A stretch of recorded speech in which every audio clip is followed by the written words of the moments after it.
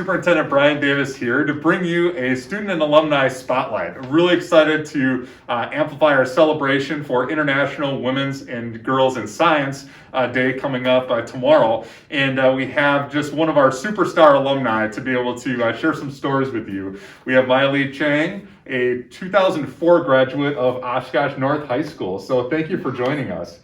Thank you so much for having me. Really excited. So I will say I'm a little bit starstruck. So this is a person who's been working on some work at NASA, all the way to Mars, and is currently doing her PhD work. So let's talk just a little bit about maybe your educational journey from Oshkosh North. So you attended UW-Madison for your undergrad and graduate work. That's correct? Yes. Okay. And I also read you were part of the microgravity team. Now I'm a big Badger fan, but usually I'm a basketball and football fan. This microgravity team sounds awesome. Can you talk a little bit about your experience? Yeah, absolutely. The microgravity team is a part of NASA's program, and so basically they have student teams. So at UW-Madison, our team was called 0G, and you will pitch your proposal of an experiment that you want to conduct on NASA's C9 airplane. So this airplane makes parabolas. And at the very top, you experience microgravity for about like 20 seconds. Awesome. And that's where you do your experiment. And so it's so much fun. Like microgravity is something that you can't really describe. Yeah. And so, so our team got selected my freshman year that Awesome. I joined, and went down to Johnson Space Center in Houston, Cool. And did the experiment, and that was actually my first introduction to NASA. Okay. And getting a tour, and I was like, wow, this is amazing. Great. Like, all the engineering stuff that they're doing, and So after you finished your master's program, then you went and worked for NASA. Is that correct? Yes. Okay. Yes. Great. Yeah. Can you talk to us just a little bit about the work that you did with NASA? Yes, I'm definitely happy to share. So during my undergrad, I actually did internships with NASA as well, and that gave me exposure to just the different areas within NASA that I could consider being a part of. Sure. And so that really helped me to try to find like a niche within NASA. Yeah. And then, so after graduation from my master's, I joined NASA full time. And really loved my time there. I had two main roles. One was doing research and automation, human automation and human robot interaction. Okay. And the other role was with the Orion spacecraft. Great. So I'll briefly go into each of them. Sure.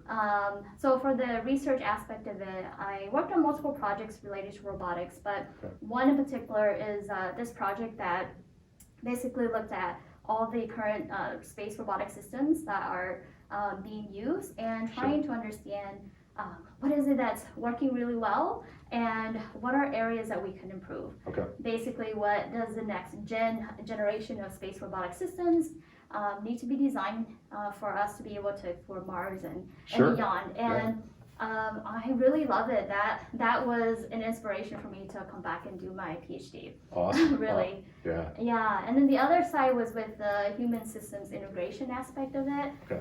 So for Orion spacecraft is designed to take man to Mars and beyond for long duration missions. Yeah. And so for that, my role was helping with hardware to be able to meet human systems requirements. So that means we're doing a whole bunch of testing where we bring in astronauts and the specific hardware and the specific mission scenario and test that those hardware are meeting requirements that are designed. So and that work then will prepare us for those manned missions to Mars and to be able to do research and function up there? Yes, exactly. Yes, awesome. Yes. Awesome. And it's amazing for me to work on that team because I learned so much about all the different subsystems. Yeah, that's incredible. From Oshkosh North to Mars.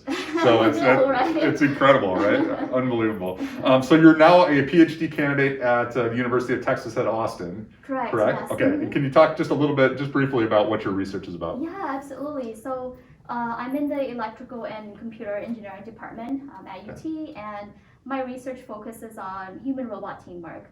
So we're developing algorithms that would help a robotic teammate to be able to help you in terms of maximizing for task performance, but also considering fairness and the teamwork, Sure. treating people fairly as well. Awesome. So where would you see that application? Is that kind of space travel also, or do you see some applications that would be somewhat maybe in our everyday lives or in some of our businesses? Yeah. I think the applications are, can definitely see in our daily lives, because as robots come into our homes and our workplaces, it's going to be interacting with more than one person. Sure.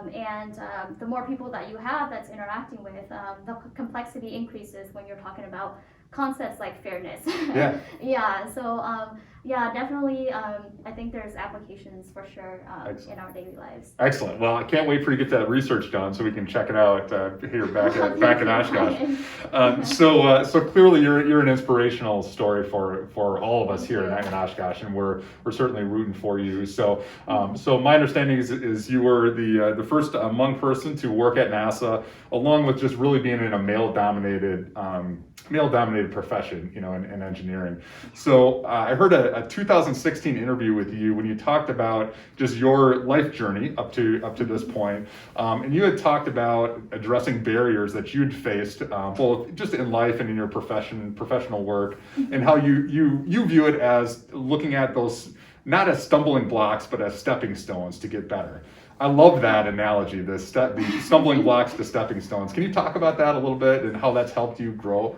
Yeah, I think just reflecting back and just reflecting on my journey so far, and just being like how blessed I've been able to have all these opportunities. And I think a big part of it is, yes, we all face adversity, we all face challenges, right? It's a given. Yeah. But sometimes we don't have a choice in whatever that situation is, but we do have a choice in how we view the situation. I think that's something that's critical for me, is like to see adversity as a bridge to something greater, because you can also see it as something that weighs you down, right? Sure. And so depending on how you see it, it really influences your reaction to that specific challenge. And so for me, I've chosen to see it as something that's inspiration. It's like, okay, something great can still come out. Yeah, that's great. Yeah. What a great perspective. So thanks for sharing that.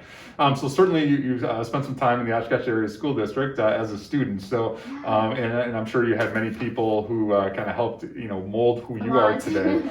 Do you have anybody in particular, or any group of staff members that you'd like to just give a shout out to? Because certainly they're out there watching this. They're so proud of you. But we want to raise them up also, right? Because teaching is a difficult profession, and sometimes we don't see the fruits of our labor, but certainly you're a living example of that. So anybody that you'd like to just recognize? Yes, there's a few. I mean, I've been really blessed with just amazing teachers during my time here, and I'll mention a few. So one is Mr. Mishi, who's my physics teacher, who encouraged me to check out engineering.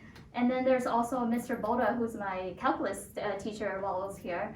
And Mr. Boda really emphasized the importance of hard work, because to him, he believed that all of us could learn calculus.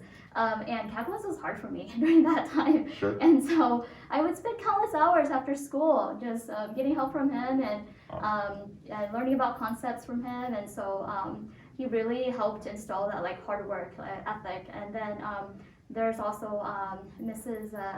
Christine Hartis, who during my time was my yearbook advisor. So I was a co-editor of yearbook. Great. And she really taught me about being bold, that it's okay if you're the only voice in that room. And so I'm really thankful for all of them. Excellent. Well, again, you're an inspiration to us, and we certainly want to spotlight those staff members. We know that there's a lot of people out there, staff that are out there doing that every day, right? Helping kids out. And again, sometimes you don't see the fruits of those labors, so it's nice to be able to get that recognition back. So thanks for sharing that. Just as we wrap up, do you have any advice for our current students that'll be watching this today? And again, in celebration of Women and Girls in Science Day.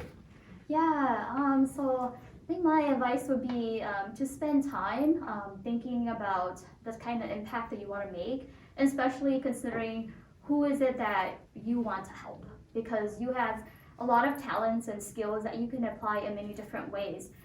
And I think it's important today's society needs engineers, designers, scientists who have that kind of thinking to be able to consider the implications of what they work on, the impacts that it will have on society.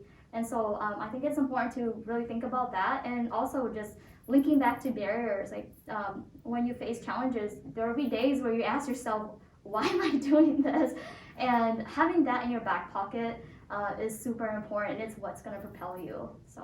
Awesome. Well, thanks so much for the advice. I appreciate that. And I think Thank you so much, Brian. Yeah, you're welcome. And I think don't miss the extracurricular activities. Those opportunities. I still can't get over the microgravity team. Like that sounds like a super fun experience. So make sure that all those students out there, make sure you put yourself out there, try new things as you're going to campuses and here at Oshkosh Area School District, because you never know when you can meet new friends and have some great activities. So, yes, exactly. So thank you so much for joining us again. We're very proud of you.